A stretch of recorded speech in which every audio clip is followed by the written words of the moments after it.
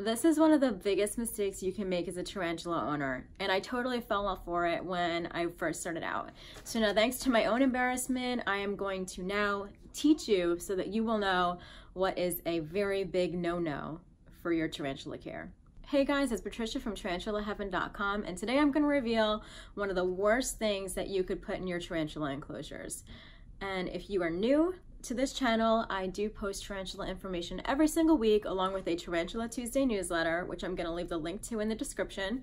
And I also put out a tarantula magazine called The Spinneret, and links are also in the description if you want to check that out. So if you are into any of that, you can totally subscribe. So I want to start this video out by saying it's totally okay to be a beginner. We have all made really embarrassing mistakes. Sometimes I still make really embarrassing mistakes. And honestly, like when you are a new tarantula owner, mistakes are so easy to make because not only is there so much information out there that is like kind of conflicting, it's also like completely different than caring for any other animal that you probably cared for in your life. So when you are a beginner, you are gonna make mistakes, and the best you can do is just learn from them and do as much research as you can. But even if you do tons of research, like I did, there are still a lot of things that you might miss, and you probably won't know about them until you actually get called out and you make a really embarrassing mistake in front of a ton of people. And yeah, and that's how you learn. So I hope that with this video, I can teach you what I learned from one of my embarrassing moments. Now, I will say that this mistake was actually caused by a first mistake that I made, which was going to a local pet shop. God, if you are even if you're a beginner, please don't do this, because this is what started my mistakes. This is what caused me to buy things that I didn't need, because, you know, in all honesty, unless you're going to an exotic pet store, a lot of like local pet stores do not know what they're talking about. They're hiring employees that really don't know about these animals, and they're gonna kind of give you a lot of misguided care info about tarantulas. So that would be my first piece of advice. And like I said, I was talked into buying something that I did not need. Now, what was this thing? It was a sponge. Now, I can pretty much picture in my mind like every tarantula owner that is watching this cringe, because I think that, you know, not only have many of us started by making this mistake, but also like most of us also know how bad it is. And yeah, it like makes me cringe when I think about doing that. But yeah, so like here's a picture of my Spidey in her enclosure with the sponge, and I didn't even know why it was so dangerous. And I very much quickly found out when I got blasted on the internet for posting a picture of her by, you know, another tarantula owner who was far more experienced than I was. And I quickly learned why this was terrible and why you should never do it. So if you are that tarantula owner, thank you very much.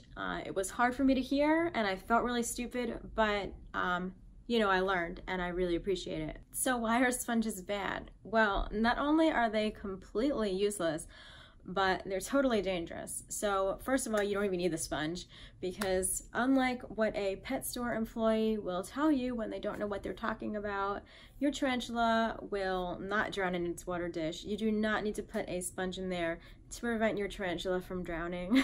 But more importantly, they're very dangerous because they are breeding grounds for harmful bacteria that could very much hurt your spider. And there is so much information on this that unfortunately a lot of new tarantula owners like myself don't come across until it's too late, because they don't really know what they're looking for. But there's a lot of stuff about how bad this is for tarantulas, and I don't really even know why pets or employees are allowed to sell this to people who are buying tarantulas. It is just crazy. Now, if you've made this mistake, do not feel bad. The best tarantula owners have actually made this mistake when they were first starting out, and it's a really easy one to make because sometimes you just don't know what you don't know, and there's so much information. It's kind of easy to miss something kind of like obscure as this. So, you know, even people like Tom Moran of Tom's Big Spiders, who was like one of the most well-known and influential and educational tarantula keepers out there, has made this mistake. And he actually like wrote about it in on his website about, you know, things that he wished he had known when he first started tarantula keeping. So don't feel bad or ashamed if you've made this mistake, because honestly, we all make stupid mistakes, and this is how we learn, you know. So I definitely do want to share what Tom actually wrote about why sponges are bad. This is what he wrote. I was told that tarantulas couldn't drink from just a normal water dish and that they needed a sponge to suck the water out with their fangs.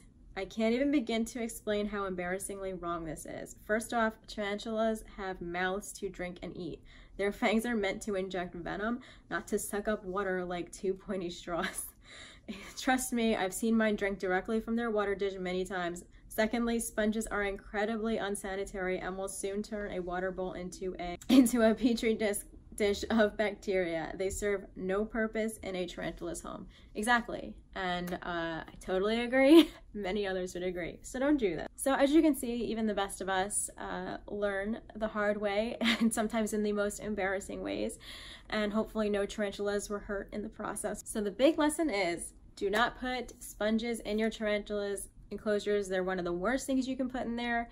And also do not listen to misguided pet store employees who don't know what they're talking about. And if you want to get some like real advice, if you're a complete beginner, definitely go to like tarantulaforum.com or Arachnoboards, or check out great websites like ThomasBigSpiders.com, where you can actually find like really great stuff about being a new tarantula owner. And I would like to hear from you. Like, what is one really embarrassing mistake you made? Have you even made this mistake with the sponge in the tarantula's tank? Let me know in the comments, because I think that this is really how beginners and even the more experienced ones, we all learn from each other and we all learn from our mistakes. So I would definitely be interested in hearing from you. So thank you so much for watching this, and I hope you enjoyed it and learned something from it. If you would like to talk more about spiders with me, you can definitely go over to my Facebook group, Tarantula Heaven. It's a closed group, so you can just join and I will approve you, and we can talk more about tarantulas and spiders and stuff there.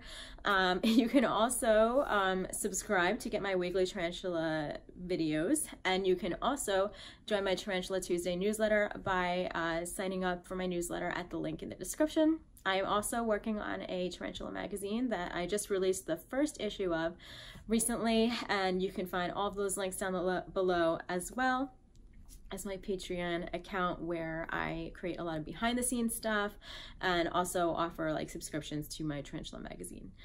So anyway, thank you so much, and if you enjoyed this video, once again, please subscribe, and I will see you guys next week.